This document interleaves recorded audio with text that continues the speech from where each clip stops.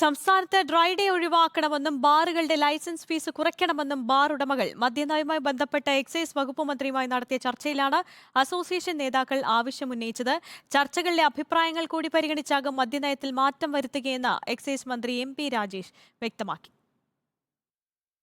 ബാർക്കോഴ വിവാദം കൊടുമ്പിരിക്കൊണ്ടിരിക്കെയാണ് പുതിയ മദ്യനയത്തിൽ അഭിപ്രായങ്ങൾ തേടുന്നതിന് എക്സൈസ് മന്ത്രി ബാർ ഉടമകളുമായി ചർച്ച നടത്തിയത്. ഡ്രൈഡേ പിൻവലിക്കണമെന്നതടക്കം കാലങ്ങളായുള്ള ആവശ്യം ഉടമകൾ ഇന്നും സർക്കാരിന് മുന്നിൽ ആവർത്തിച്ചു. പലവിധ ഇളവുകളാണ് ബാർ ഉടമകളുടെ ആവശ്യം.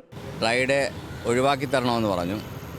അതുപോലെ തന്നെ ഇപ്പം നമ്മുടെ ലൈസൻസ് ഫീ ഈ വർഷം 35 ലക്ഷമാക്കി.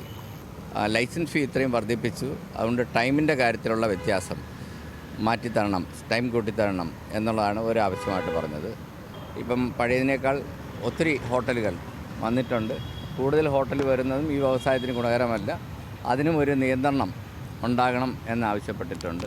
ചർച്ചകൾക്ക് ശേഷം വിഷയത്തിൽ എക്സൈസ് മന്ത്രിയുടെ പ്രതികരണം ഇങ്ങനെ: എല്ലാ സ്റ്റേക്ക് ഹോൾഡേഴ്സുമായിട്ടുള്ള ചർച്ച നടന്നു കഴിഞ്ഞു. അവർ പറഞ്ഞു ഞങ്ങൾ കേൾക്കുക മാത്രമേ ചെയ്തിട്ടുള്ളൂ, ബാക്കി ഈ ചർച്ചകളുടെ കൂടി അടിസ്ഥാനത്തിലാണ് നയം രൂപീകരിക്കും. ടൂറിസം, ഹൗസ് ബോട്ട് രംഗത്തെ പ്രതിനിധികളുമായും വരും ദിവസങ്ങളിൽ ചർച്ചകൾ തുടരും. അഭിപ്രായങ്ങളും നിർദ്ദേശങ്ങളും സ്വരൂപിച്ച ശേഷം ഉദ്യോഗസ്ഥ തലത്തിലും പാർട്ടിയിലും മുന്നണിയിലും ചർച്ചകൾ നടക്കും. മന്ത്രിസഭായോഗവും പരിഗണിച്ച ശേഷമാകും മദ്യനയത്തിൽ അന്തിമ തീരുമാനം കൈക്കൊള്ളുക.